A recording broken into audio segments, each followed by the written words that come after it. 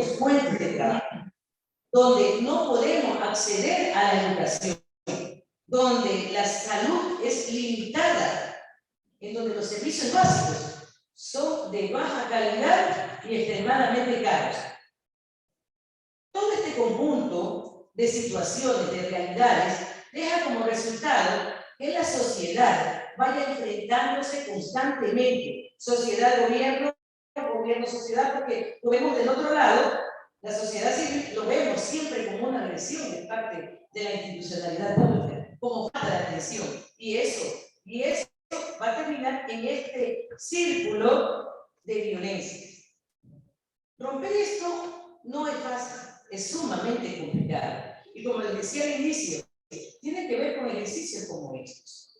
Tiene que ver con los espacios donde podamos discutir, conversar, debatir, plantear. Eso es parte nuestra, de la sociedad civil. Pero la otra parte que tiene que ver ya con la institucionalidad pública, y aquí también voy a coger algo de lo que nos decía el doctor hace un rato en su intervención.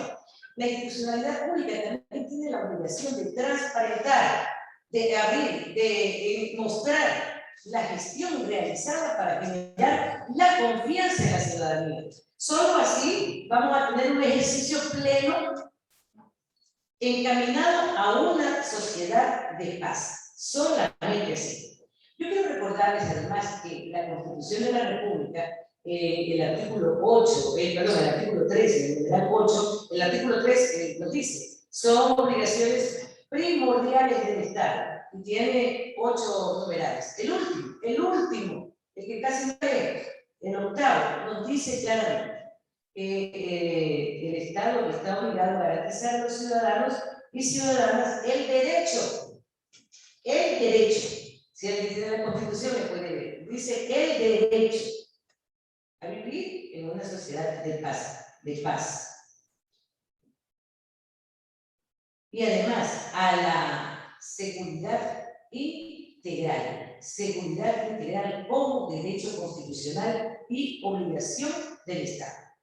En estos últimos días se escuchaba alguna propuesta, específicamente de la alcaldesa de Guayaquil, para combatir la delincuencia. La propuesta de armar a la ciudadanía. Esto generó un gran debate, y sí, hemos llegado a tal punto de desesperación de que muchos ciudadanos incluso decían que era correcto, que tenemos que defendernos, que el Estado tiene que permitirnos armarnos para defendernos de la delincuencia. Claro, sin pensar realmente en cuáles son, primero, por qué se produce este sistema viviendo en el que vivimos y cuáles son las consecuencias. Cuando se arma la ciudadanía para combatir a la delincuencia, estamos generando más violencia. Yo siempre lo he dicho, el problema no está, o la solución no está en armar a los ciudadanos, sino en desarmar a la delincuencia. Ahí es que tenemos que encontrar la solución. Por otra parte, estamos diciendo el Estado fracasó en asegurarnos, en darnos la seguridad ciudadana. Así que hagan ustedes mismos, ciudadanos. Mañana nos dirán, el Estado fracasó en darnos salud. Ustedes mismos verán cómo se proveen de la salud. Fracasó en educación, vean cómo pagan su educación. Es decir, poco a poco se va desligando de sus responsabilidades. No va por ahí. Acabar con la inseguridad que termina o que genera violencia no se va a resolver armando a los ciudadanos para enfrentarse y que haya más violencia.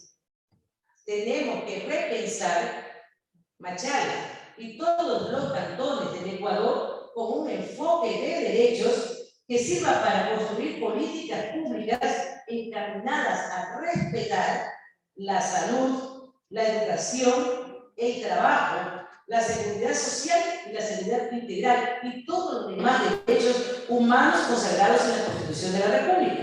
Únicamente en el momento en que estos instrumentos, las políticas públicas, estén direccionadas al cumplimiento de los deberes y obligaciones del Estado, únicamente en ese momento vamos a encontrar ese espacio de paz, esa seguridad integral, esa sociedad de transparencia y anticorrupción de la que nos habla la Constitución en el artículo 3, numeral 8, únicamente en ese momento.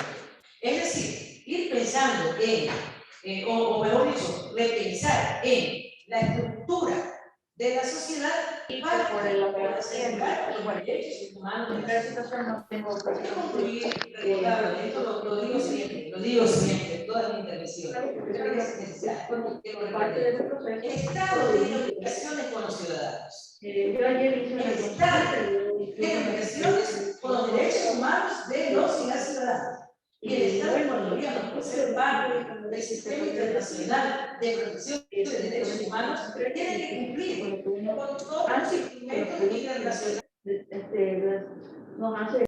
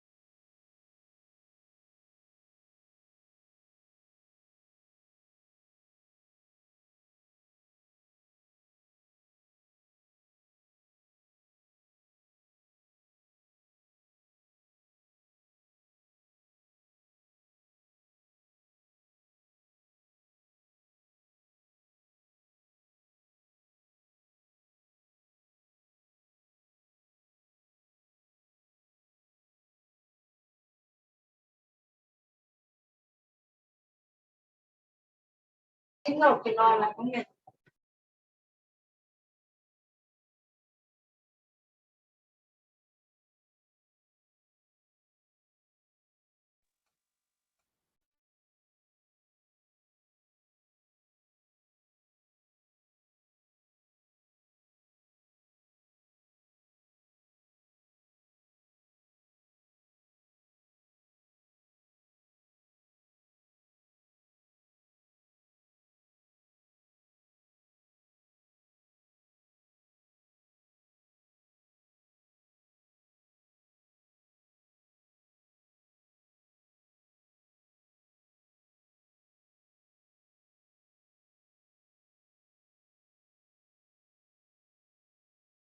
del foro realmente me llevó a conocer a la ciudadanía, a sus necesidades. Tengo grandes amigos y amigas, y siempre lo he dicho, una particularidad que tiene la provincia del Coro y en especial el Cantón Machala, es que una mujer se para en una esquina y se convierte en una defensora de derechos y en un colectivo social, porque en Machala las mujeres tienen la característica de ser lideresas por naturaleza. Quiero felicitar esa valentía, esa entrega, ese compromiso de las mujeres del Cantón Machala, justamente porque estamos cerca ya del 25 de noviembre, y a propósito del tema de la violencia, justamente no puedo cerrar y no puedo terminar sin hacer ese llamado a que al repensar nuestro cantón lo hagamos con enfoque de derechos, con enfoque de género, y terminemos con esa violencia que es la que más daño le hace a la sociedad. La violencia intrafamiliar, la violencia de género, ya la he dividido, y porque así lo marca el desarrollo de la sociedad. Ya no es la violencia de género parte de la violencia intrafamiliar. Ahora estamos viviendo una violencia parte en espacios públicos y políticos, además. Repensemos en el Cantón Machala, pero repensémonos con enfoque de derechos. Muchas gracias.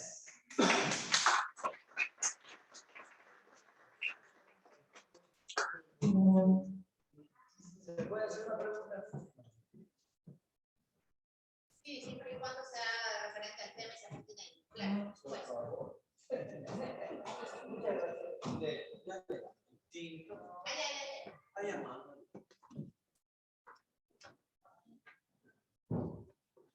Bueno, buenas tardes, felicitaciones a la persona que acabó de exponer en este momento, ¿no? Quiero empezar mi pregunta. Primero, saludar muy cordialmente a mi ex profesor, el doctor Vicente Arias, profesor de Derecho Administrativo de la Universidad Técnica de Machala. Su enfoque de derechos, lo cual sí, lo comparto, pero hay que recordar que la violencia empieza por la degradación económica. Correcto. A mí, yo le pregunto a usted, ¿a mí de qué me sirve tener una constitución que me garantiza tantos derechos si no hay quien haga cumplir esos derechos? ¿De qué sirve que esté escrito si no se cumple? Yo le pregunto a usted, ¿no cree que es hora de pensar en macro y en micro? En macro, en que el Estado tiene que independizarse de la dependencia externa, porque eso genera violencia. El capital, ¿qué dice? Haz lo que yo diga y no hagas lo que yo hago. A nivel micro, ahora, vamos a repensar en Machala. ¿Qué le parece a usted las regeneraciones urbanas cuando hay una jerarquización de necesidades? Yo le pregunto, solamente me pregunto, ¿eso no es violencia también? Ver en un suburbio que no hay nada y ver en el centro, ¡oh, qué bonito, qué hermoso, qué pelucón! Solamente pregunto, ¿eso no es violencia también? Muchas gracias.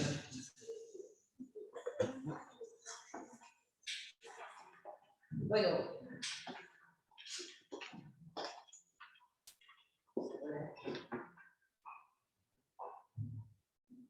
hola, parece. Bueno, en efecto, creo que lo acaba de resumir todo, porque fue lo que yo dije, es lo que les acabo de decir, no puede haber una sociedad pacífica mientras no tengamos trabajo, mientras no tengamos salud, mientras no tengamos educación. ¿Qué quise decir con eso? Claro, y se lo grafiqué incluso, no hay padre ni madre que permita que su hijo se acueste con hambre. La falta de oportunidades genera la violencia. Ese es el nicho primordial de la violencia. Tiene que haber tensiones siempre en una sociedad en donde el Estado no respeta y garantiza los derechos. En efecto, la Constitución es muy garantista, pero de nada nos sirven las garantías normativas si no contamos con garantías institucionales. Y no quiero decir que tengan que ahora hacernos más instituciones públicas, sino que además lo principal es qué clase de autoridades tenemos en esas instituciones. Eso es importante. De nada nos sirve la Constitución, comparto plenamente con usted, y lo dije en mi intervención. La violencia se genera por la falta de garantías, la violencia se genera por la falta de oportunidades, la violencia se genera de forma primaria por la falta de derechos, porque no tenemos acceso y no podemos vivir nuestros derechos plenamente. De ahí, claro, me van a decir algunos sociólogos, politólogos que si el narcotráfico tiene otros orígenes, bueno, puede ser, vamos a pensar, podemos demorarnos días discutiendo, analizando y desarrollando toda serie de teorías, pero básicamente la violencia se genera por la falta de recursos para mantener nuestra familia y para hacer realidad nuestro plan de vida. Muchas gracias, doctora. ¿Alguna otra pregunta, por favor? No, continuamos con el siguiente ponente. Muchas gracias. La doctora tiene otro compromiso, por favor. Entendemos. Muchísimas gracias, doctora, por haber venido a la invitación.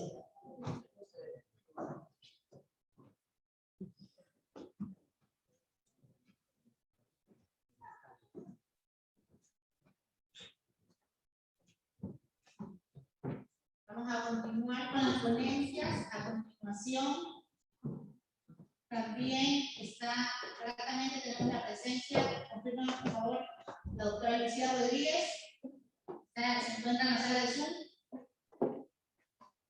A continuación, ella nos va a presentar su ponencia.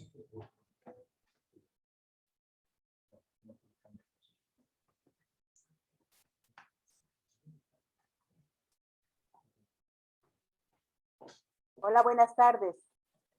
Hola, doctora, muchas gracias. Voy a presentar a la doctora Lucía Rodríguez. ¿Sí se escucha muy bien el audio? Sí la estoy escuchando.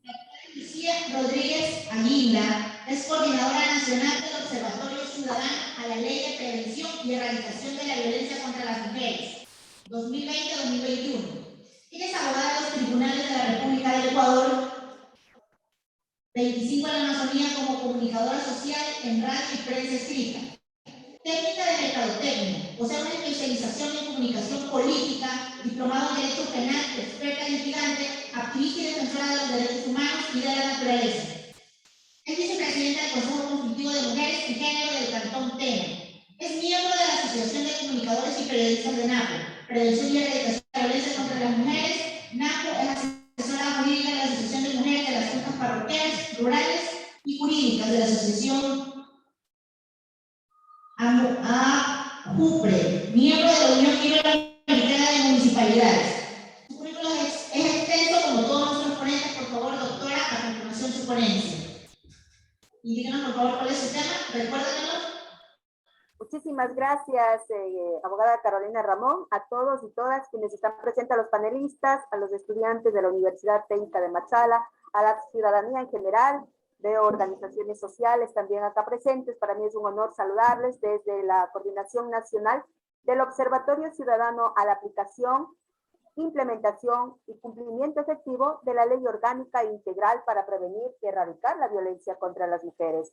Estimada Carolina, si me ayuda para compartir pantalla, para ir señalando lo que hemos preparado el día de hoy.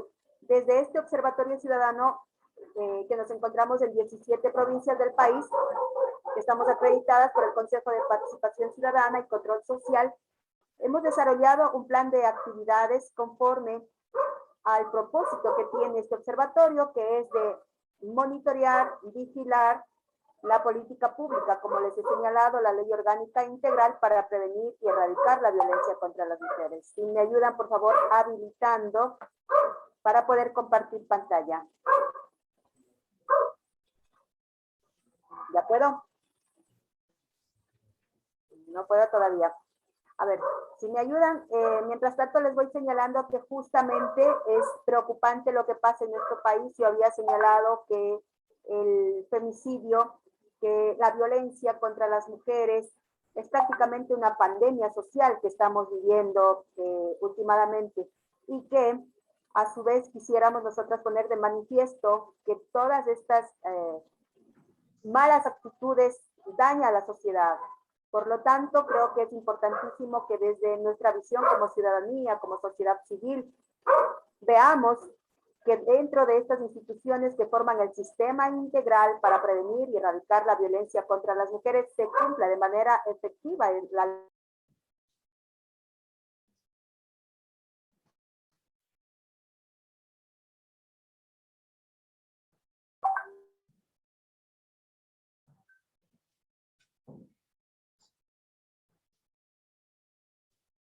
Compañera Lucía, intente compartir pantalla, por favor, ahora.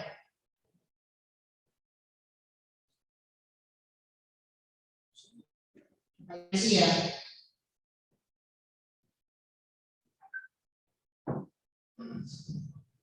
Mil disculpas, se nos fue la señal, creo. Ya estamos de retorno. Compañera, a ver si nos ayuda a compartir tu pantalla, porque no nos sale los... ¿Seguimos adelante? ¿Vale? Para que comparta pantalla. Ya tengo, no tengo todavía, está inhabilitado para compartir pantalla. Bueno, mientras tanto, si son tan amables, me tienen un poco de paciencia, decirles que femicidio es una forma extrema de violencia contra nosotras las mujeres. Creo que es importante tomar en consideración que femicidio en Ecuador ya se ha realizado un estudio por la necesidad a través de una comisión de transición hace varios años atrás. Esta comisión de transición iba hacia el Consejo de las Mujeres y la Igualdad de Género. Esto en el 2010 ya se hablaba de este estudio que debía realizarse. Y se analizaba ya en ese año 2010, estamos hablando de algo más de 11 años, 80 casos, en los cuales existía información y demostraba que 62 de estos casos correspondían a femicidio. Sí, todavía no se hablaba de femicidio en nuestra Constitución de la República y mucho menos estaba penalizado como tal. Es decir, en este estudio se dio a conocer que el 77.5%, es decir, alrededor de 62 casos, ya hablaban de esta característica. 13 de estos casos eran sospechosos de femicidio. Y esto corresponde a un 16.3% y solamente 5 casos, es decir, el 6.3% eran homicidios. Ustedes saben que en la judicatura generalmente están judicializados la mayoría de veces como homicidios, ¿no? En donde la subordinación de género siempre estaba prevaleciendo. Y entonces no había una causa determinada como la muerte de una mujer en manos de su esposo, de su novio, de su pareja, ¿no es cierto? Entonces, yo creo que ha sido importantísimo el estudio que se ha realizado por la Comisión de Transición hacia el Consejo de las Mujeres y la Igualdad de Género, que analizó la muerte violenta. Y poco a poco, cada año fue analizando otro mayor número, hasta tener por lo menos alrededor de 170 estudios de mujeres que entre los años de 2005 y 2010 en las ciudades de Guayaquil, Portoviejo, Cuenca y Esmeraldas ya determinaba que desafortunadamente eran muertes provocadas por su cónyuge, por su novio, por su expareja, siempre por una persona que estaba afín o tenía que ver con su relación. Eso ha sido importantísimo para nuestro país y para la región de América Latina y el Caribe, que estas tasas de nuestro país están entre las más elevadas. Según Naciones Unidas ya hablaba en el 2020, porque también hay un reporte de Fiscalía General del Estado que contempla la muerte ya de alrededor de 432 mujeres víctimas de femicidio desde el 10 de agosto del 2014 hasta el 1 de noviembre del 2020. Habían ya reportes de manera oficial desde Fiscalía General del Estado.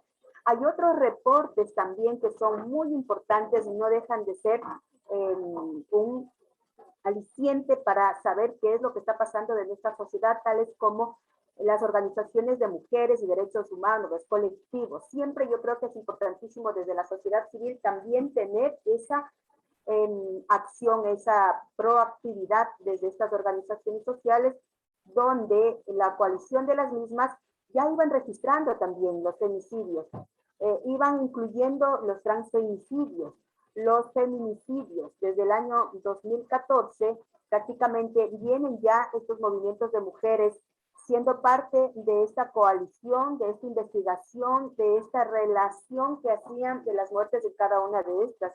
Y por eso quiero yo también señalar que en el oro, por ejemplo, el movimiento de mujeres del oro ha tenido un importante papel dentro de esta recolección de información. Siempre han estado participando con Aldea, con el CEDU, provocando talleres de comunicación, talleres donde puedan ir insertando estas valoraciones y estos conocimientos que estaban haciendo en cada una de estas ciudades. Tal es así que las organizaciones de la sociedad civil también han realizado seguimiento de todas estas muertes a partir de la información que iban recolectando y también iban sacando estadísticas. Ha sido importante también seguir esta actividad con la red de casas de acogida del país, porque ahí es donde están las mujeres acogidas que han sido víctimas de violencia y que muchas de ellas señalan cuál es su entorno y cuál es el mapeo que podemos determinar en cada una de ellas. Tomemos en consideración que no en todo el país existen las casas de acogida, por lo tanto, las organizaciones sociales han hecho eco de la necesidad de mantener esta actividad. Tal es así que ahora mismo ya tenemos toda... Compañera, perdón que le interrumpa, ya puede compartir las diapositivas. Ya podemos compartir. Sí, por favor. Un momentito. Un momentito.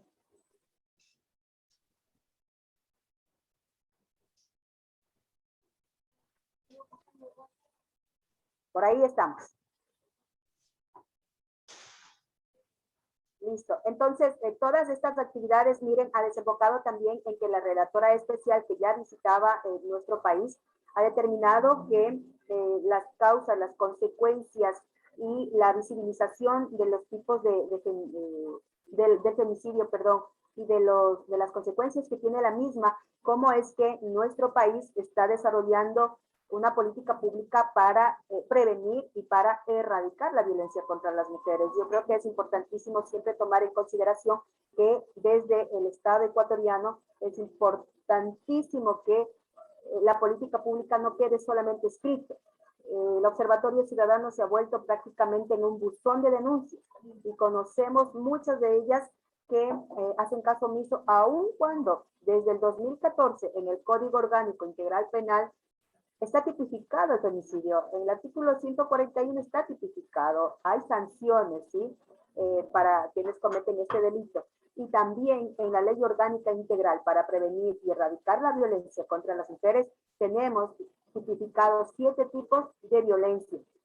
Pero miren, no ha cambiado mucho. Ahora mismo, lo que les estoy aquí reflejando en Femicidios Ecuador determina que cada 41 horas una mujer es asesinada. Entonces, alguien decía, al tipificar creo que hay mayor número. Yo creo que no. Lo que estamos es visibilizando ahora sí lo que sucedía y se ocultaba cuando no existía la política pública. ¿Sí? Entonces es importantísimo el trabajo que se ha realizado desde organizaciones sociales y que ahora ya podemos ver plasmado prácticamente en política pública y de manera muy rápida. Yo creo que es enhorabuena la herramienta Femicidios EC, que lo está plasmando en redes sociales la función judicial.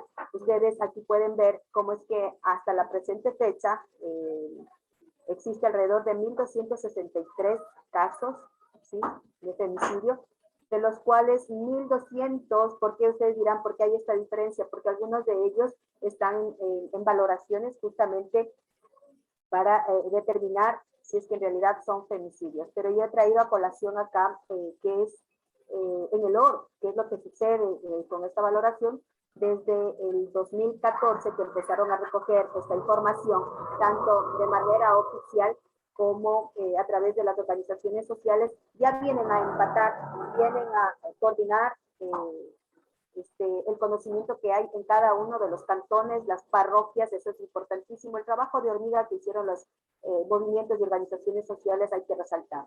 ¿Sí? Ahora ya tenemos plasmado y usted con un clic en esta herramienta que está aquí indicando, les he traído link para que lo copien o pueden ingresar a www.funcionjudicial.gov.es, femicidios S. Ahí está la plataforma donde ustedes pueden verificar cuántos hay en la provincia del Oro como número de víctimas. Y acá también les he desplazado, esto es oficial, está en la página. Hay 18 casos en Machala, 8 en El Guabo, 8 en Pasaje, 5 en Cuaquillas, 3 en Santa Rosa, 2 Las Lajas, 1 en Zaruma, 1 en Portobelo, 1 en Atahualpa y 1 en Las Balsas. Esto es oficial, esto está, y ustedes pueden dar seguimiento a los casos y ver qué es lo que ha pasado, si algunos están todavía o cuántos se han desestimado también, porque hay casos que desafortunadamente se desestima por la falta de continuidad en las causas, ¿no? Entonces también algo más que les he traído, cuáles son estos contextos que en referencia a las muertes por género por parte de las mujeres, tomando en consideración que antes de la pandemia era un femicidio cada 72 horas, pero hace un momento yo les he pasado que ahora cada 42 horas tenemos una muerte. Se ha venido a agravar con el tema de la pandemia y por eso decía femicidio a la sombra de la pandemia COVID-2019, justamente. ¿Por qué? Porque se ha dado prioridad al tema del contagio en cada uno de los cantones, de las parroquias. Del confinamiento vino como que a agravar, a trabajar de manera hasta más fuerte en el tema psicológico.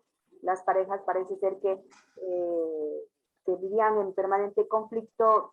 Algunas terminaron en temas fatales, como es el femicidio. Entonces ahora ya no tenemos que es un femicidio cada 72 horas. En tiempo de pandemia, que estamos hablando de 1 año, 6 meses, hemos recrudecido y bajado, acelerado más bien la problemática de la violencia intrafamiliar y muchas de ellas terminando, ya digo, en temas fatales, ¿no? Entonces, ya los registros oficiales continúan siendo una deuda en política pública. No podemos decir que estamos al 100%, ¿no? Falta aún muchísimo desde las mismas instituciones del Estado cuando se revictimiza a las mujeres que piden auxilio a través del 911 y cuando la policía o bien la Fiscalía General del Estado o bien las juntas cantonales de protección de derechos no ayudan con las medidas de protección o las tenencias políticas. Entonces, estas instituciones que dan un apoyo, una investigación, Rita Segato, por ejemplo, del 2013, Munevar, de Mena Ortiz, de 2019, Villavicencio Miranda, aquí hay algunos autores que hablan justamente de temas de violencia de género y de manera muy, muy, muy particular el tema de femicidio. ¿Qué pasa con la normativa y la política pública de nuestro país? Voy como rápido porque tenemos solamente 20 minutos. Decirles que en nuestro país, a pesar de que ha confirmado con su firma ser parte de la Convención para la Eliminación de las Formas de Discriminación contra la Mujer en julio de 1980 y había ratificado también en 1981, además de eso, se adhiere a la Convención Interamericana para Prevenir y Erradicar la Violencia. Esta convención es Belém do Pará en 1995 y también estamos siendo parte de la plataforma de acción de Beijing.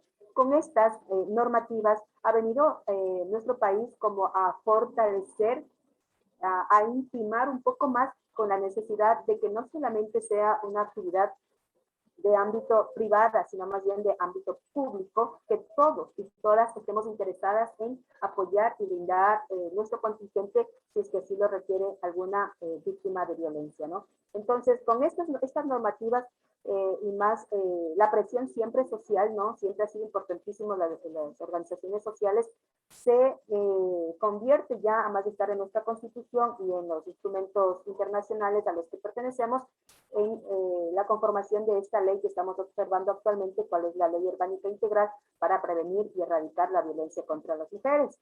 Así también les había mencionado que ya tenemos tipificado en el Código Orgánico Integral Penal del 2014 el tema del femicidio en el artículo 141. Voy así como rapidito y por supuesto determinar también qué dice este artículo. La persona que como resultado de poder manifestar en cualquier tipo de violencia de muerte a una mujer por el hecho de serlo o por su condición de género será sancionada con pena privativa de libertad de 22 a 26 años, ¿no? En el mismo contexto legal del COI también vemos que se establece circunstancias agravantes y eso siempre hay que tomarlo en consideración, sobre todo quienes hacemos de abogadas en libre ejercicio. Este artículo es muy utilizado para cuando defendemos estos casos de femicidio para sancionar a la persona que lo ha hecho, ¿no?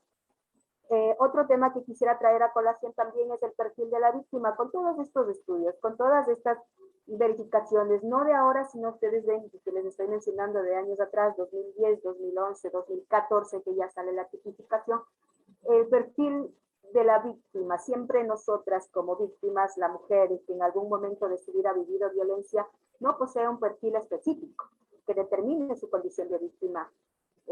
¿Por qué? Porque cada una responde a un perfil propio de su personalidad, pero sí podemos observar algunas características. Por ejemplo, la mujer confía mucho en su pareja, tiene miedo excesivo a separarse, a la dependencia emocional, muchas veces al enamoramiento muy complejo, hay creencias religiosas. Miren, esto también alguien me dirá, no, pero ¿cómo? Miren, la iglesia nos dice que debemos aguantar, que debemos ser muy honrar a su esposo, está bien, pero que aunque pegue, aunque diga lo que diga, continuar con él no es así tan fuerte, ¿no? Porque tampoco, imagínense, por creencias religiosas, aguantarnos 30, 40 años de violencia es muy duro, ¿sí? Hay otra cosa, el sentimiento de baja autoestima. Las mujeres que tienen baja autoestima siempre tienden a tener a su pareja, a su esposo, a su novia, a su pareja, con más fuerza que ella, y siempre su autoestima será baja, ¿no? Hay un sentimiento de culpa por la presencia de la violencia en su hogar. Dice, bueno, si es que yo estoy sufriendo, yo no quiero que mis hijos sufran porque si se va de aquí el papá, les dejo a mis hijos sin su padre, por ejemplo, ¿no? Hay mucha depresión, sentimientos de inseguridad, indefensión muchas veces porque papá, mamá dice, tienes que aguantarte aunque pegue, es tu marido, ¿no? Lamentablemente hay esa frase que dice, aunque pegue, aunque mate, marido es, que hay que deconstruir, eso hay que borrar de nuestra mente definitivamente, ¿no? La desesperanza, no recibimos el apoyo muchas veces de nuestro entorno y mucho menos de las instituciones. Entonces alguien me decía, ¿cómo llamo al 911 si sé que se van a demorar o sé que con hacer ruido voy a hacer que solamente provoque una comunicación más externa, que todo el mundo se entere, pero en realidad no voy a recibir el apoyo porque no tengo ni dinero para el abogado o la abogada, ¿no? Y desafortunadamente otra de las características siempre es el intento de suicidio, ¿no? Y otras que lamentablemente lo hacen. Para ir culminando, ¿cuál sería? Pues el perfil de la persona femicida. Eso también, yo les digo, estas características son recogidas desde las organizaciones sociales, en su mayoría no registra antecedentes de violencia, miren, no registra antecedentes de violencia. Y las edades estaban más o menos entre 30 y 50 años, en plena juventud y madurez de la vida, ¿sí? En su mayoría, los hombres no culminaron los estudios de primaria, son suicidas en potencia que siempre están amenazando, siempre están siendo como los provocadores, ¿no? de estos temas. Tienen actitudes de control, impulsivos muchas veces, inmaduros, violentos, inseguro, impaciente, inestable, emocional, que se exalta, que baja, que sube sus ánimos. Entonces no hay estabilidad en su hogar. A veces provienen de hogares violentos, muchos de estos hogares replican lo que ven, por eso es importantísimo también el trabajo que se puede realizar en casa desde niños, porque el niño y la niña que nace, no nace violento ni violenta, nadie nace pegando, insultando, odiando a nadie, ni a los géneros, sino más bien el entorno. Por eso es que es el sistema el que nos hace, y es una responsabilidad muy neta, creo yo, de papá y mamá, de educar a nuestras hijas y nuestros hijos con respeto a la diversidad, respeto a la persona mayor, a la persona menor, siempre de por medio de eso, ¿no? Otro de las características del perfil femicida es que muchas veces consumen alcohol, consumen algún tipo de estupefaciente, drogas, ¿no? O algún medicamento que altere también su estado de ánimo. Entonces ya con cosas en la cabeza, desafortunadamente, actúan de esa manera. ¿Cómo lo hizo y en qué contexto, en qué lugares lo hicieron? Eso también se logró conocer generalmente en sus casas, en las cercanías de sus casas, ¿no? ¿Qué tipo de armas han utilizado? ¿Qué tipo de espacio ha sido el físico que ellos han visto? ¿No? ¿Qué elementos utilizaron? ¿Mecanismos? Si estuvo planeado o no. ¿Sí? A veces hay personas involucradas también. ¿En qué tiempo? Muchas veces lo hacen en la noche. Ha habido también situaciones como hace poco que escuchamos durante una fiesta, se llenan de cosas, como decía hace un momento, con sustancias encima, celos y provocan las muertes, ¿no? Entonces son características bastante puntuales para estas personas, ¿no? ¿Y cómo se registraban los femicidios? Como les menciono, siempre resaltando la red nacional integrada por compañeras de los territorios urbanos y rurales de todo el país. Contamos con un chat nacional que integra compañeras que hacen registro de los territorios. Una vez que sale la noticia, muchas veces a través de los medios de comunicación, se pregunta dónde, cómo, cuándo y en territorio se hace el acercamiento con los familiares de estas personas. Por eso es que sabemos que hay muchas niñas y niños que quedan en la orfandad y que no reciben atención por parte ni del Estado ecuatoriano ni de los gobiernos autónomos descentralizados que en territorio pueden apoyar a través de un Consejo de Protección de Derechos, ¿sí? Entonces, también contamos con una matriz que ingresa datos, pero además apuntes que recogen historias importantes y el detalle mismo de cada una de estas vidas que han sido golpeadas, ¿no?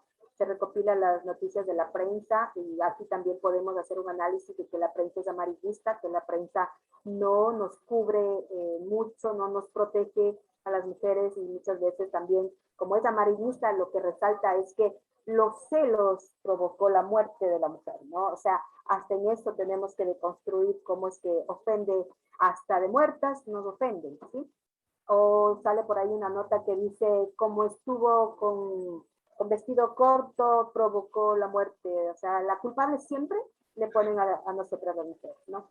La mayoría de los casos se movilizan a este lugar y se realizan entrevistas también, como les decía, con estas familias. Y creo que es importantísimo ser parte siempre para temas de investigación y siempre para temas de fortalecimiento en política pública en cada uno de los territorios. Y como les decía hace un momento, esta herramienta de femicidios de C va a provocar que estemos más pendientes sobre todo de los lugares más vulnerables. Aquí les he traído un registro de provincias que registran más femicidios. En primer lugar, Pichín. En segundo lugar, Guayas. En tercer lugar está Manabí. Los Ríos, Azuay, Esmeraldas y El Oro. El Oro está entre las provincias con mayor número de femicidios. Luego le sigue Santo Domingo de los Táchilas y Cotopaxi. Entonces, yo hasta aquí quisiera finalizar para dar paso a los otros ponentes y decirles que el trabajo que se desarrolla desde el Observatorio Ciudadano es justamente verificar que se cumpla con la ley, pero hasta el momento, les doy así como a priori, el 90% de los gobiernos autónomos descentralizados municipales no cuenta con una ordenanza municipal para prevenir y erradicar la violencia contra las mujeres. Por lo tanto, las casas de acogida, que también deben estar en este momento siendo parte del apoyo de todos los municipios, gobiernos autónomos descentralizados provincial, de manera conjunta con ONGs, brindando el apoyo a las mujeres que son víctimas de violencia, no lo están cumpliendo a cabalidad. Aquí en las casas de acogida, por ejemplo, las que mayor presupuesto ponen son las organizaciones no gubernamentales y las organizaciones sociales. Así que el Estado ecuatoriano nos queda debiendo. Hay política pública que está plasmada, pero desafortunadamente si no estamos acá como soldadas y soldados, porque somos entre hombres y mujeres que conformamos el Observatorio Ciudadano, creo que no va a visibilizarse, no va a incidir como tiene que hacer la ley orgánica integral para prevenir y erradicar la violencia contra las mujeres. Así que muchísimas gracias por la invitación y siempre a las órdenes.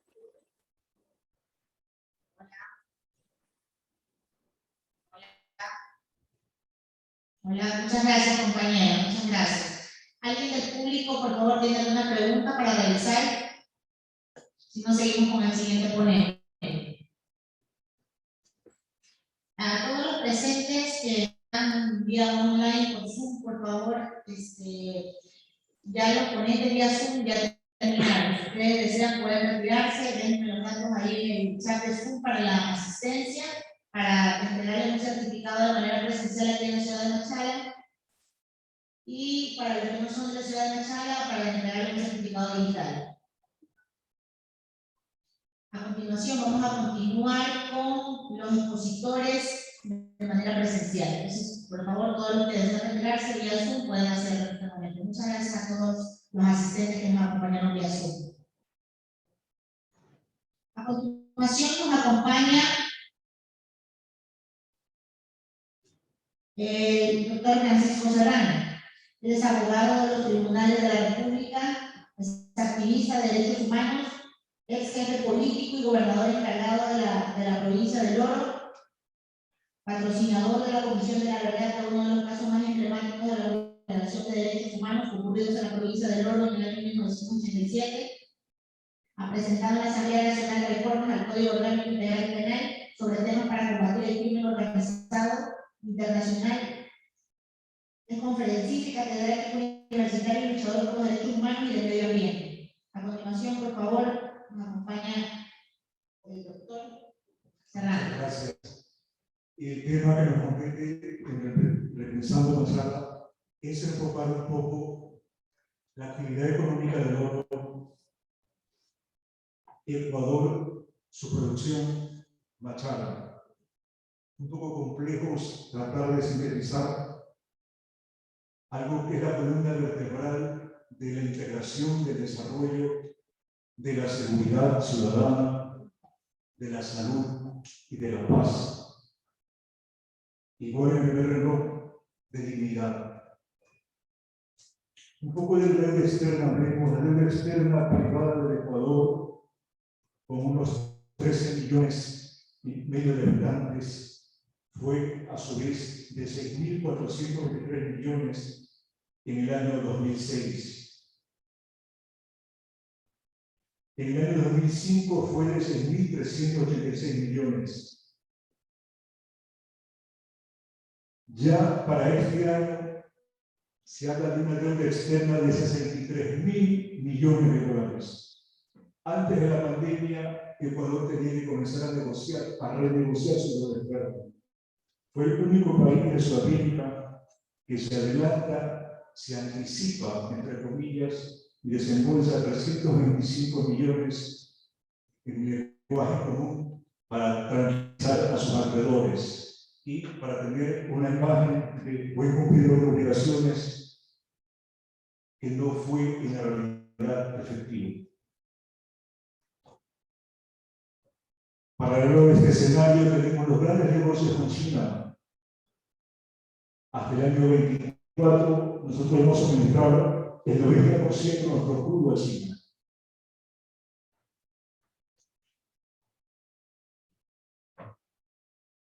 La renegociación de la deuda externa el año pasado, vamos a dar un poquito de lenguaje técnico para concluir. El proceso de renegociación de los bonos se inició el 23 de marzo de 2020 en la pandemia, cuando el Ministerio de Economía pagó el capital de los bonos del año 20 por 325 millones de dólares, más intereses. Ante ello, la Asamblea Legislativa emitió un comunicado de rechazo de todas las bancadas.